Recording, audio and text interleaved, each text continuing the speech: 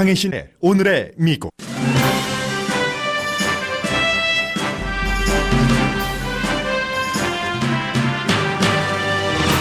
미국과 북한이 연락사무소 설치를 진지하게 논의하고 있다고 CNN 방송이 보도했습니다. 북한에 설치될 미국 연락사무소에는 한국말하는 미국인이 상주하게 될 것이라고도 전했습니다. 트럼프 대통령은 국내에서 어려운 입지를 북한 핵 문제로 시선을 돌리려고 하고 실제 미국인들은 자세한 내용은 모르는 채 분위기로 북핵 협상을 판단합니다. 일부 전문가는 만일의 경우 2차 정상회담에서 트럼프 대통령이 회담장에서 빠져나오기를 희망하지만 그럴 리는 없어 보입니다. 멕시코 장벽으로 넘어오는 불법 이민자들이 침략자들이라면서 비상사태를 선포한 대통령은 의회에서 국가 비상사태라고 인정하지 않아도 이미 책정된 기금을 벽 쌓는 것으로 돌릴 것이라고 확인했습니다. 대통령에게 60억 달러 이상을 내줘야 하는 국방부 장관 대행은 어느 기금에서 돈을 뺄지 아직 결정하지 못한 것으로 알려졌습니다. 은퇴해서 풀 베네핏을 받을 수 있는 26시간 전에 대통령이 해고한 전 연방수사국 국장 대행과 대통령과의 싸움이 공개적으로 시작됐습니다. 전 FBI 국장 대행은 대통령이 북한에 대해 미국 정보국 보고를 부정하고 푸틴의 말을 믿었다는 등의 인터뷰를 이어갔고 대통령은 오늘 아침 그가 거짓말장이라고 공격했습니다. 유엔 대사로 지명되려고 했었던 국무부 대변인이 가족에 집중하고 싶다면서 사임했습니다. 일부 언론은 사임자의 발표만 전했고 일부 언론은 사임자가 불법 내니를 고용했기 때문이라고 분석했습니다. 그러나 그보다 더 중요한 것은 팍스 TV 진행자 출신인 사임자가 외교 이슈를 다룰 유엔 대사 자격이 없다는 문제입니다. 독일에서 열린 세계안보회의에서 유럽 국가들은 트럼프 대통령 비난하기를 주저하면서도 이란 핵협상 탈퇴 등에 대해 비난하면서 서로 큰 박수를 보냈습니다. 미국 부통령은 대통령을 대변했고 대통령의 딸 이방카는 마치 공주처럼 세계 안보 전문가들 사이에서 세계 안보에 대해 말했습니다. 플로리다주 중학생이 충성 서약을 하지 않은 뒤 경범죄 혐의로 기소되고 정학당의 논란입니다.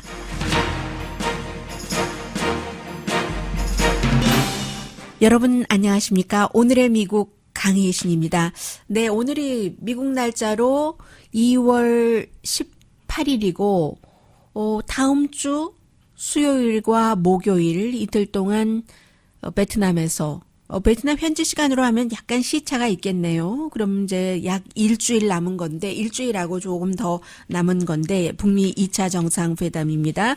역시 그 북한에 대해서는 가장 먼저 특파원을 파견했던 CNN 방송이 종종 중요한 뉴스들을 전합니다. 물론 지난 주말에는 가장 먼저 다낭이 아니라 하노이가 북미 정상회담 회담장이 될 것이다라고 보도를 했었던 이 로이터 통신이 역시 그 김정은 위원장이 일찍 그 베트남에 도착을 한다. 그러면 그 트럼프 대통령과 만나기 전에 베트남 주석과 회담을 하는 것인가 이렇게 많은 사람들이 생각을 하기도 했는데 회담 그 주석과의 회담이 트럼프 대통령과의 정상회담 이전이 될지 이후가 될지 뭐 아직 확실하지 않고요. 그런 것들은 공산국가에서는 북한도 그렇고 베트남도 그렇고 일정 같은 것을 잘 얘기하지 않기 때문에요.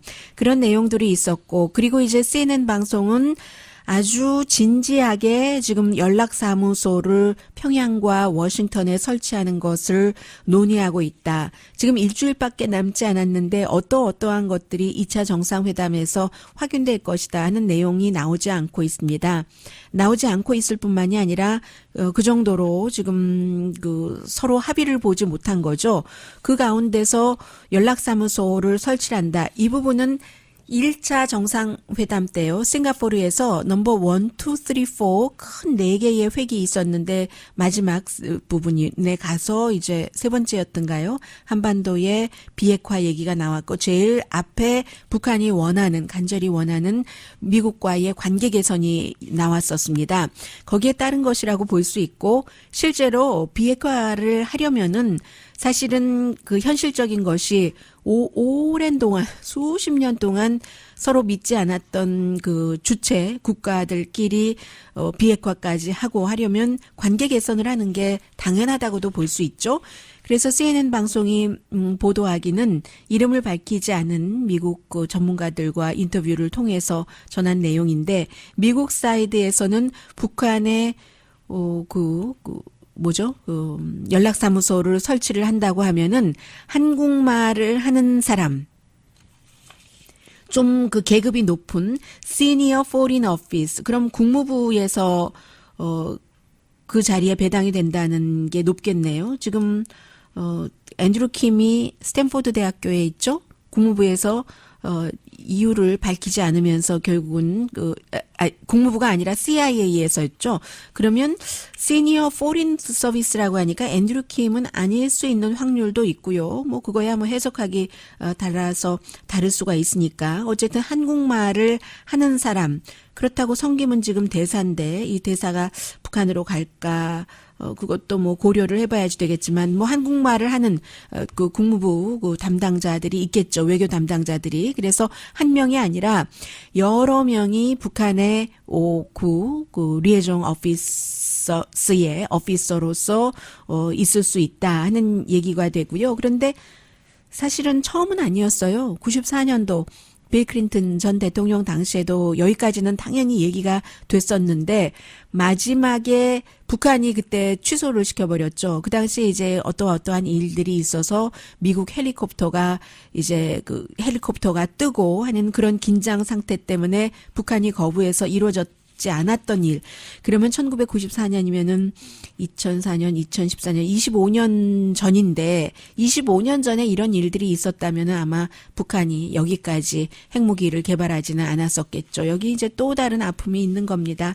빌 클린턴 전 대통령 임기 말에 여러 가지 중동 문제에 포커스를 두느라고 이 문제를 처리하지 못했고 그 이후에 들어온 조지 부시 대통령이 다시 태어난 뭐 기독교 신자다 하면서 탈북자들을 백악관에 자주 초대하고 북한과 얘기하기를 별로 좋아하지 않았었고 그 당시에 그 한국에서는 또 사실은 그 북한과 대화하기를 원했는데 그 뒤에는 또 오바마 대통령이 오면서 전략적인 인내다 하고 한국의 그 행정부에서 또 북한과 대화하기를 원치 않았고 이런 문제 때문에 다시 94년 그 이전으로 가서 연락사무소 설치 얘기가 지금에서야 나오게 되는 거고요.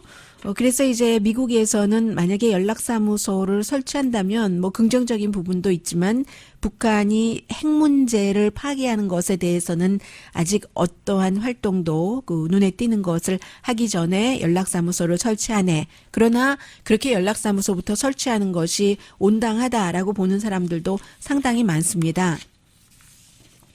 정치 매체인 폴리티코가 결국은 트럼프 대통령이 본인이 미국 내에서 그 잃어가고 있는 그 힘을 8,000마일이나 떨어진 그렇겠네요. 남한과 북한 사이에 또 거리가 있으니까 그런 곳으로부터 얻으려고 한다. 이게 이제 북한과 일을 잘 해보려고 하는 주말에도 트럼프 대통령이 뭐 잘 되고 있다.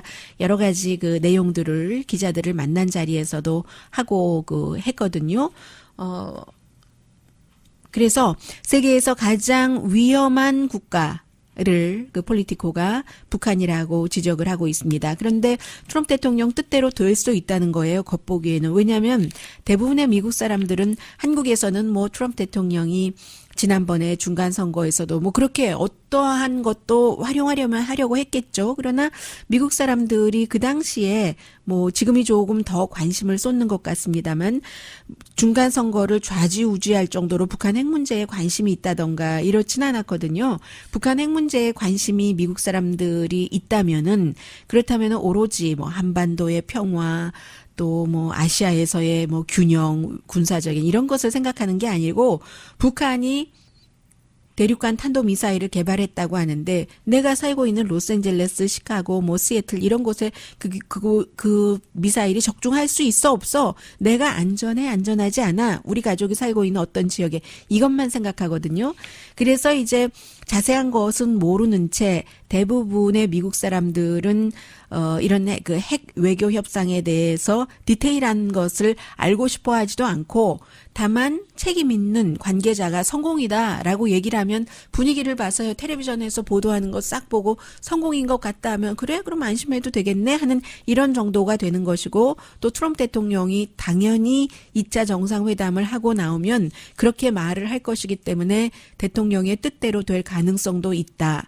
그러나 회의적인 사람들은 디테일한 것이 없는 그 비핵화 회담이라는 것은 사상 누각과 마찬가지이기 때문에 물론 그 트럼프 대통령과 김정은 위원장이 잘 맞는 부분도 있을 것이다. 왜냐하면 트럼프 대통령의 가벼움과 김정은 위원장도 굉장히 카리스마가 있고 신중하고 진지하고 하는 것을 이제는 그 여러 번 국제사회에 노출된 것으로 보긴 했지만 기본적으로 데니스 로드맨 같은 사람과 대화하고 즐기고 하는 것 좋아하고 물론 그 뒤에 무엇이 있는지는 모르겠습니다만은 소셜미디어 하는 것, 뭐 농구 게임 보는 것 좋아하고 어떤 경우는 좀 스투핏한 그런 영화 보는 것도 좋아하고 영화도 뭐 그 여러 종류가 있잖아요. 시리어스한 영화, 뭐 클래식 무비를 좋아한다든지 이런 게 아니라 그런 면에서 트럼프 대통령과 통해서 뭔가가 이루어질 수도 있을 텐데 그래서 이제 조엘 위트 같은 사람이요. 전에 94년도에 그 핵회담을 이끌었었던 지금은 그 스팀슨 그 센터에서 연구를 하고 있는데 여러 가지 그 좋은 점이 보인다고 얘기를 합니다. 싱가포르 회담 때는 어떻게 그보다 더 나쁠 수가 있겠어요. 그게 벌써 세월이 많이 지났고 너무나 그 열정만으로 또 어떠한 그 내가 잘해보겠다는 목적과 또 그 뭐라고 할까요? 목적과 야망, 공명심 이런 것에만 앞서서 들어갔을 때와 그 뒤로 얼마나 많은 비난을 받았습니다. 미국 언론으로부터 전문가로부터 그리고 나서 갖는 2차 회담은 분명히 1차 회담보다는 좋을 것이라고 그 믿는 게 상식적이겠죠.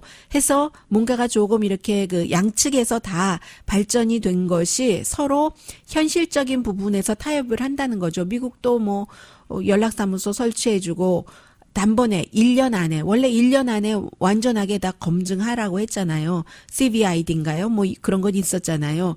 그 단번에 다 포기를 하고 그것도 검증을 하고 되돌이킬 수 없는 이런 정도 불가능하다는 것을 트럼프 대통령도 알기 때문에 이제는 서서히 그 북한이 말하는 살라미가 될 수도 있고 아니면 그 이제 동결만 하고 테스트하지 않는 이 정도까지 미국에서 그 정도로 만족할 사람은 많지는 않겠으나 트럼프 대통령은 이미 그런 정도로 만족하고 있는 것 같아요. 그래서 워싱턴 포스트의 칼럼니스트가 그렇다면 솔직하게 그렇다고 얘기라도 해라. 국민에게 속이지 말고 완전한 비핵화라고 하지 말고 이렇게 얘기를 하는 것인데 어쨌든 이 정도로 현실을 파악하고 협상하려고 나가는 것 자체도 굉장히 그 좋은 그 사인이다. 조엘 위트 씨는 그렇게 보고 있습니다.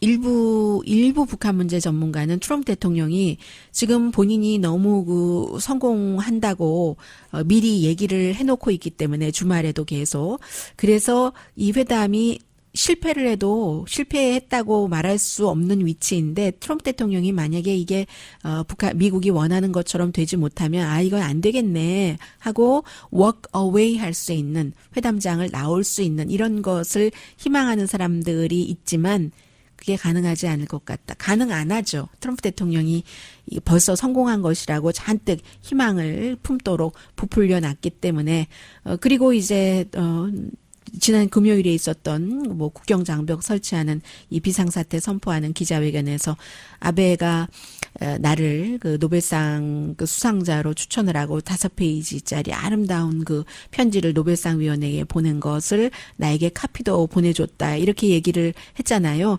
이게 이제 원래 노벨상 위원회에서도 그렇고 추천한 곳에서도 그렇고 50년 동안 발표할 수 없게 됐기 때문에 그 아베 신조 일본 총리도 일본에서 아니 그러니까 트럼프 대통령이 이렇게 특별한 사람이에요. 갑자기 그런 것을 탁 얘기를 해버리면 아베 신조 일본 총리도 얼마나 곤란하겠어요. 겉으로는 그동안 김정은 만나지 말아라, 경제 제재만 해라, 우리 납치자 문제는 어떻게 되는 거냐, 트럼프 대통령에게 아주 빌다시피 하면서 비굴하다시피 하면서 얼마나 목매달았습니까? 북한 지금 그렇게 해서는 안 된다 하고는 아니 노벨상 받는 그런 그 사람으로 추천을 했다는 것 아니겠어요? 해서 그 일본에서 정치인들이 막 물어보니까 아니라고는 말하지 안 했으니까 그렇게 했다는 거죠. 결국은 그렇게 했다는 거예요. 그래서 이제 그런 문제들, 이런 것들까지 왜 얘기가 거론되느냐면 그만큼 정말로 그 중요한 외교 이슈인데 참을 수 없는 가벼움이 항상 들어간다. 그런데 어찌 보면 그 참을 수 없는 가벼움을 트럼프 대통령의 그 문재인 대통령 측에서 잘 활용을 하고 이용을 하는 거죠. 김정은 위원장도 그렇게 해서 어떻게 하든지 간에 한반도에서는 지금까지 평화라는 것이 없었던 것이 그런 참을 수 없는 가벼움까지 포함해서 활용을 해서 한반도의 평화가 정착될 수 있다면 좋은 것이고, 그런데 오늘 이제 그 워싱턴 타임즈를 보면은 정말로 북한을 컨트롤하는 힘은 누구인가? Who really controls North Korea? 하고 퀘스천 마크를 붙여놨거든요. 그 워싱턴 타임즈의 그 분석과 어피니언 이렇게 해서 결국은 뭐 전쟁 때부터 그 이후에 휴전 때부터 뭐 전쟁은 왜 일어났고 이게 이제 김정은의 할아버지인 김일성이 스탈린을 구슬릴 수 있었던 것이었다. 스탈린에게 가서 우리가 그 남쪽을 침공하면 쉽게 이길 수 있다고 했고 그 이후에 여러 가지 내용을 쭉 전하면서 북한 핵을 중국이 허락하지 않으면, 중국이 북한 핵을 그 정도까지 갖는 것을 원치 않으면 북한은 가질 수 없었다. 그러니까 아직도 북한을 컨트롤하는 힘은 중국이다 하는 내용까지 전하고 있습니다. 결국은 이번에 그 CNN 방송이 연락사무소 설치 문제까지는 진지하게 토론되고 있다고 했는데 그게 이제 종전선언, 평화선언까지 갈지 가지 않을지는 모릅니다만 제2차 북미 정상회담에서 일은 끝나는 것이 아니다. 뒤에는 중국의 입김이 항상 있다는 것까지 전해드리고요.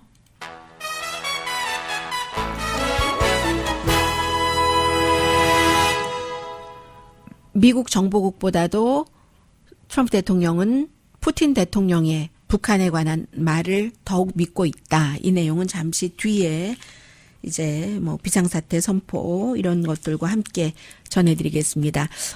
네, 대통령의 가장 그 중요한 입이 지금은 대통령의 뭐 이제 백악관 비서실장 그 대행도 나오지도 않아요. 전부 스티븐 밀러인데 아주 그 표정도 단호합니다. 이 사람은 그 팍스 TV에 출연을 해서 여러 가지 얘기를 했는데요. 그리고 그 앤드류 맥케이브라는 사람이 주는 메시지가 있어요. 꼭 정치적으로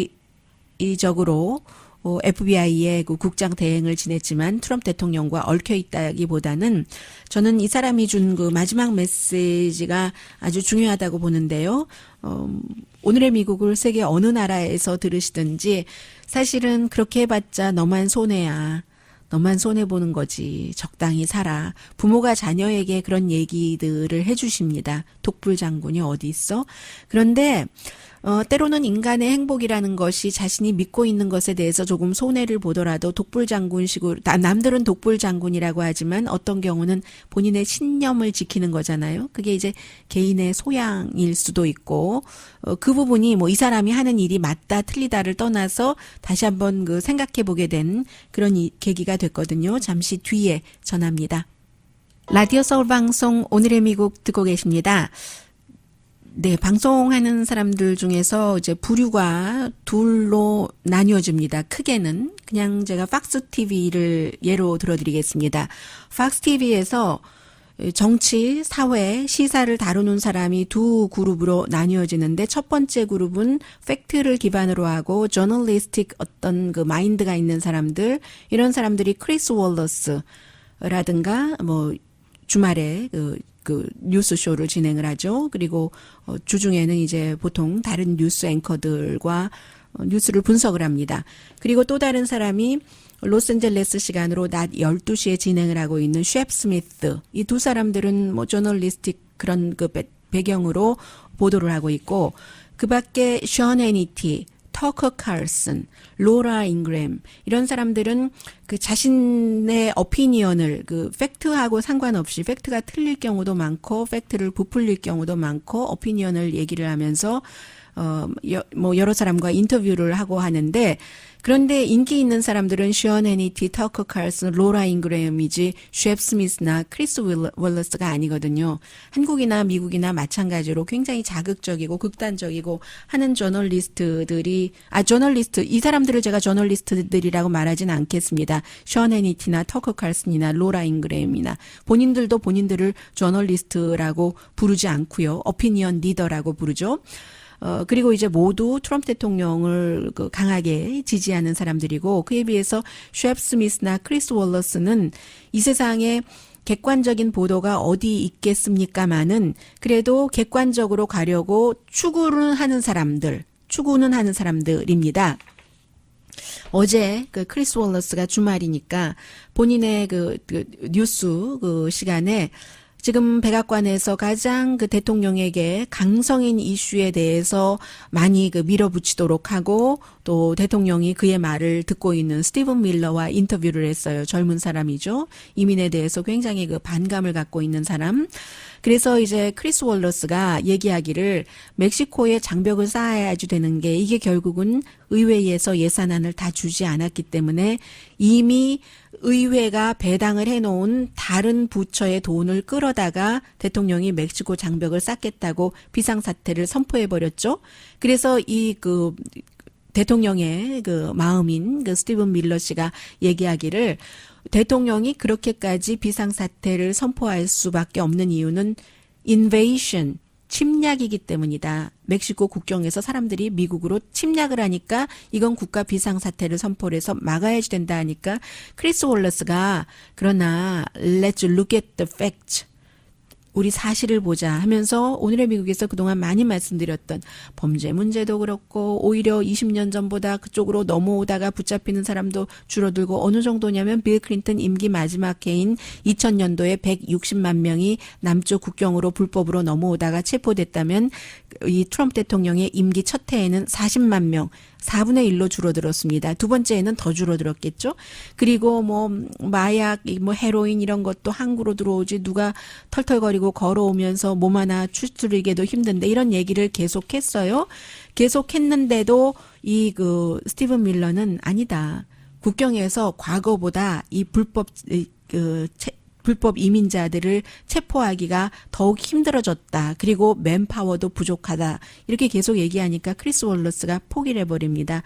더 이상 이렇게 나가도 답은 못 받고 시간만 정말 축내겠구나 싶어서, 그러면 헌법 얘기, 의회에서 돈을 어떤 부처의 국방부에 얼마 배당을 하는 것은 공화, 민주, 상원, 하원이 다 결국은 다 합의를 해서 한 건데, 이것을 대통령이 무시하고 다른 곳에다 끌어쓰는 것을 의회가 거부하면 어떡하겠는가 했더니, 의회가 거부해도 대통령은 그렇게 할 것이다. 결국은 하겠다는 거예요. 의회가 결의안 내기는 내겠죠. 그러나 최종적으로 대통령이 하지 못하도록 비토할 수 있는 이 정도로 공화당이 다 대통령의 말을 거부하지 않습니다. 공화당 내부에서도 이것은 지금 국가 비상사태가 아닌데 라고 생각을 하는 사람들이 있지만, 그러려면은 공화당의 하원에서 55명, 상원에서 20명이 대통령에게 반대하면서 민주당에게 표를 줘야지 되는 겁니다. 이럴 일 없겠죠? 그리고 이제 그러니까 결국은 법으로 간다는 얘기예요. 그리고 이 일이 있고 난 뒤에 대통령이 션 해니티나 러쉬 림보 같은 사람은 나를 그렇게 많이 지지하고, 특히 러쉬 림보는 게스트도 없이 3시간 동안 혼자 방송을 할 수 있는 사람이야. 그런데 앤 코울터는 내가 전화를 해주지 않으니까 이 장벽 쌓는 여기에 대해서 내가 이렇게 비상사태 선포한다든지 하면은 나를 반대하는 것 아니야? 했더니 앤 코울터가 대단한 여성이거든요.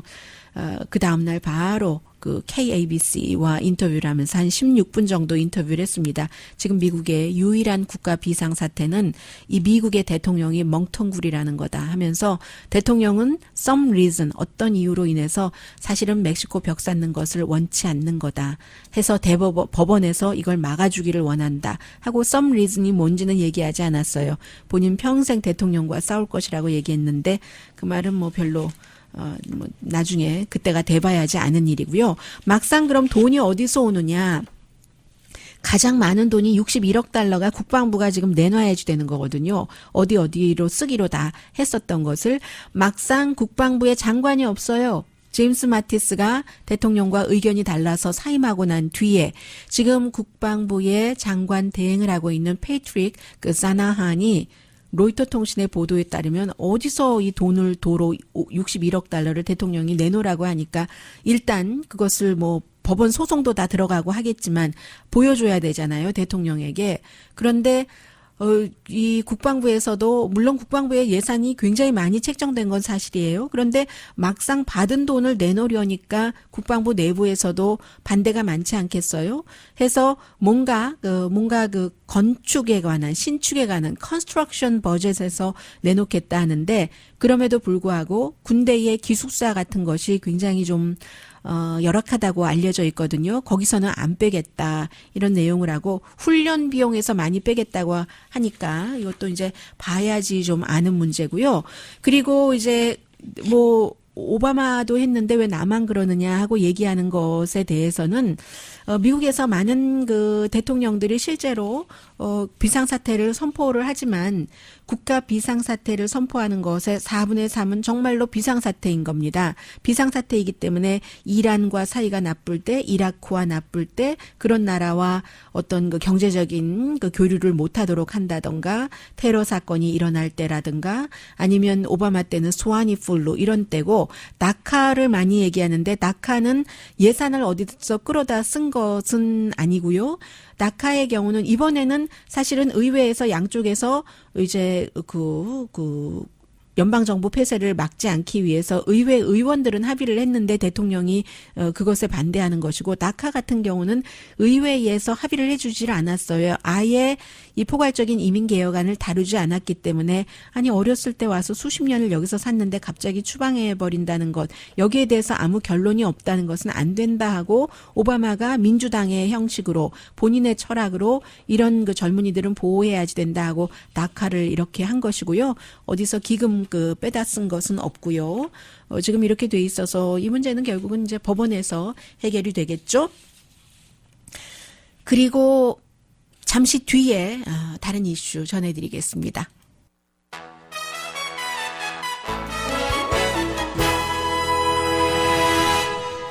라디오 서울 방송 오늘의 미국 듣고 계십니다. 요즘은 미국 뉴스에서 북한이 안 들어가는 데가 없어요. 거의 모든 그 정치적인 것에는 이렇게 연결이 되는데 이 말씀을 안 드렸었어요. 지금 국가 비상사태 선포하고 멕시코에 장벽 쌓는 것을 뭐 국방부 또 재무부 이런 곳에서 끌어다 쓰는 이 부분에 대해서는 이것도 한국전 당시였네요. 해리 트루먼 대통령이 한국전 당시에 이제 그 미국에서 그 철강 그 워커들이 파업을 하고 하니까 철강 회사들을 하나가 아니라 철강 회사들을 다 그 국유화해 버린다고 대통령의 권한으로 그렇게 해 버렸어요. 그런데 결국은 연방 대법원까지 올라가서 연방 법원에서 트루먼의 이게 이제 권력 남용이다 해서 그 없어진 거거든요. 철강이니 그때도 그랬고 지금도 그렇고 트럼프 대통령은 그 당시에는 뭐 전쟁을 하고 있었을 때니까 그 대통령 그 군 통수권자의 그런 권한으로 지금 이게 어떤 때인데 뭐 파업을 하고 뭐 이렇게 했는데도 불구하고 그것은 안 된다 하고 법원에서 막았는데 트럼프 대통령도 그 관세 부과하는 이런 것에 철강이 국가 안보에 위협이 된다 하면서 그 멕시코에 그 철강 수입하는 것 여기도 이제 그 관세를 부과하고 뭐 이래서 문제가 됐었잖아요. 멕시코가 미국을 위협하느냐 하고 아무튼 이렇게 이 부분에 대해서도 한국과도 연관이 있는 것이었고요. 그래서 글쎄요 지금 그 법원에서 see you in court 하고 캘리포니아주의 검찰총장과 주지사가 트럼프 대통령에게 비상사태 선포하면 캘리포니아주에 배당되는 돈도 아무래도 줄어들고 뭐 이런 등등의 이유로 고소를 한다고 했고요. 그리고 제가 금요일 날 여러분들께 말씀을 드렸고 어떤 분들은 그건 너무 나가는 것 아니야? 라고 지적까지 하셨는데 그게 주말 사이에 오늘 아침까지도 가장 큰 이슈 가운데 하나가 되고 있습니다. 전 그 앤드루 맥케이브라는 CIA의 정보국장이 트럼프 대통령이 이 미국 정보국의 그런 그 북한에 관한 여러 가지 그 내용보다 블라디미르 푸틴 러시아 대통령이 한 말을 훨씬 더 믿었었다 하는 그 내용입니다. 어제 이제 60미닛에서도 얘기를 했고 오늘 아침에 그 NPR 방송과도 계속 인터뷰를 하는데 심지어는 북한이 미사일을 발사를 했습니다. 하는데도 나는 믿지 못한다. 푸틴이 북한에 대륙간 탄도미사일 없다고 했어. 북한은 대륙간 탄도미사일을 만들 능력이 없다고 했어. 푸틴이 그렇게 말했다니까 이 말을 직접 앤드류 맥케이브의 얘기로 들어보시겠습니다. Missile launches by the government of North Korea. And essentially the president said he did not believe that the North Koreans had the capability to hit us here with ballistic missiles in the United States. And he did not believe that because President Putin had told him they did not.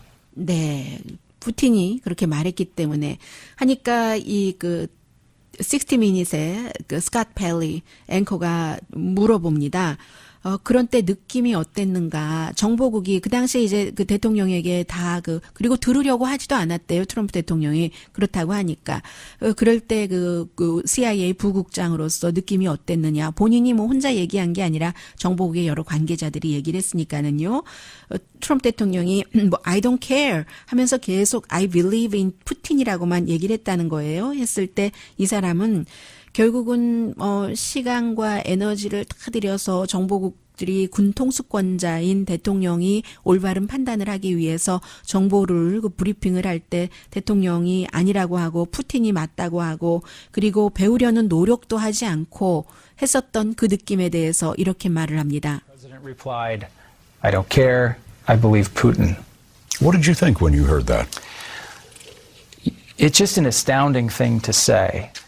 To spend the time and effort and energy that we all do in the intelligence community to produce products that will help decision makers and the ultimate decision maker, the President of the United States, make policy decisions. And to be confronted with an absolute disbelief in those efforts and an unwillingness to learn the true state of affairs that he has to deal with every day was just shocking. shocking이라고 얘기를 합니다. 대통령이 오늘 아침에 이 사람에 대해서 잔뜩 또 비난을 했어요. 이 사람이 누구냐면 21년 동안 그 FBI에서 일을 하다가 법무부에서 일하고 FBI에서 일하고 하다가 이제 26시간 있으면 fully benefit을 다 받을 수 있는데 트럼프 대통령이 해고를 했습니다. 법무장관을 통해서.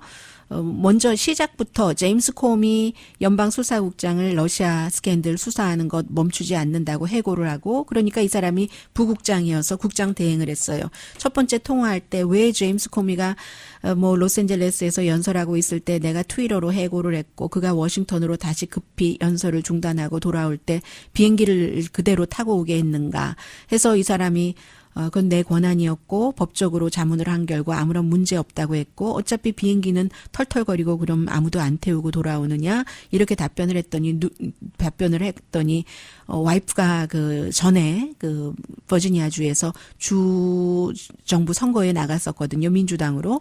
하니까 와이프 떨어진 기분이 어때? 어떻게 지내고 있어? 뭐 이렇게 얘기를 했고 나중에 백악관에서 처음 만났을 때 당신 누구 찍었어? 해서 난 아무도 안 찍었다고 했고 등등 이런 이유인데 결국은 월스트리트저널에 와이프가 해고되고 나서 그 뒤에 와이프가 그 선거운동을 할 때는 개입하지 않았고요. 그리고 그 뒤에 힐러리 클린턴 이메일에 대해서 이 사람이 그 조사를 하는 일을 맡았는데 그 부분에 대해서 월스트리트저널에 잘못된 정보를 말하자면 그 트럼프에게 불리한 정보를 줬다. 이런 이유로 이제 등등 뭐 여러 가지가 쌓여서 트럼프 대통령이 해고한 건데 월스트리트저널에 뭔가를 내어 보냈는가. 이 부분은 아직도 법률적인 문제가 남아있기 때문에 했는데 본인이 내가 의도적으로 그렇게 한 적은 없다. 이 정도로 답변을 했고요.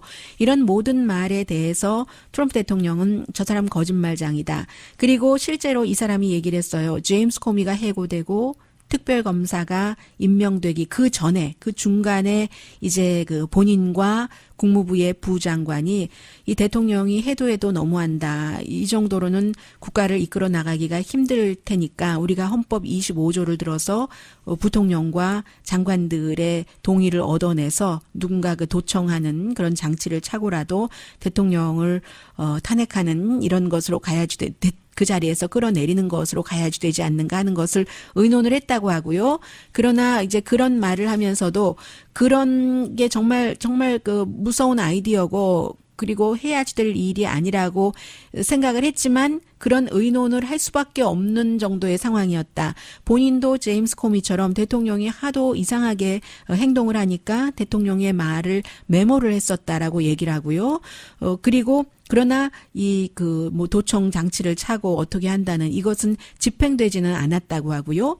이런 얘기가 있자 린지 그레이엄 대통령을 지지하는 사람은 이거 저 청문회 해야지 된다. 한국과 똑같아요. 그렇게 얘기했고 대통령은 거의 거짓말장이다. 그리고 뭐 그 사람이 틀렸다. 뭐 이런 얘기들을 계속 하고 있는 뭐 그런 정도입니다. 그런데 마지막으로 제가 이 앤드류 맥케이브가 하는 말에서 하나 인상적이었었던 것은 이 말이 뭐 100% 진실이던 아니던 자신을 미화하는 것이던과 상관없이 이런 얘기를 하더군요. 나중에 오늘 아침에 NPR 방송은 앵커 2명이 이 사람과 인터뷰를 했어요. 원래 인터뷰를 하는 앵커와 또 다른 사람이 우리가 공정하게 일 처리를 한다는 것을 보여주고 싶었던 것 같은데 조인한 그 인터뷰를 한 사람이 이렇게 물어봅니다. 26시간을 앞두고 이렇게 해고가 돼서 베네핏을 못 받게 됐을 때의 느낌이 어땠느냐. 그 손해가 얼만큼이나 막대했느냐라고 물어봤어요. 그랬더니 이 앤드류 맥케이브 전 FBI의 부국장이 얘기하기를 그 손해는 정말 막대했죠. 그 여러 가지 fully 일했을 때 은퇴연금과 다르잖아요. 또 헬스케어도 못 받게 되고 미국은 워낙에 헬스케어 비용이 비싸니까. 그런데 그건 뭐 제가 저를 서포트하는 가족도 있고 와이프도 다시 원래 일하던 헬스케어 그 분야에서 일하고 있거든요. 선거에서 떨어져서. 그래서 그런 돈은 우리에게 문제가 되지 않는다. 그런 것은 괜찮은데 나로서는 그 26시간 전에 이렇게 해고를 시킨다는 것은 대통령이 모든 FBI 직원들에게 메시지를 준 거다. 옳은 일을 하기 위해서 옳다고 생각되는 것을 하기 위해서 대통령에게 그게 아니다 하고 거부하게 되면 너 이렇게 당해. 너의 평생 해왔던 이 사람도 FBI 이쪽 일을 21년을 했으니까요. 뭐 26시간 모자라는 네가 평생 해왔던 그거 이렇게 당하는 거야. 가족들 돈도 못 받고 이렇게 돼. 이 메시지가 너무나 중요했었던 것이다 라고 말했습니다.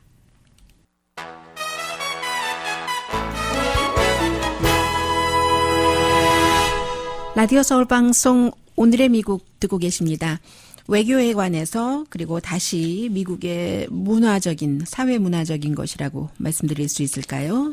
그런 이슈를 전해드리겠습니다. 히더 나월트라는 지금은 국무부의 대변인을 하고 있고 그렇게 얘기는 했지만 공식적으로 지명을 하지는 않았었어요. 이 사람을 니키 헤일리 유엔 주재 미국 대사가 그만두면서 그 자리에 할 것으로 거의 알고 있었는데 결국은 주말에 내가 안 하겠다. 왜냐하면 지난 2개월 동안 쭉 뭐 여러 가지 생각을 했더니 이 가족에 전념하고 싶다라고 얘기를 했는데 월스트리트저널 같은 경우는 그 말만 그대로 보도를 했고 지금은 뭐 레이티스트를 애드했는지 모르겠습니다. 그렇게 발표하자마자 이제 워싱턴 포스트 같은 경우는 내니 문제다. 10년 전에 이제 유모를 두 명 아이가 있거든요.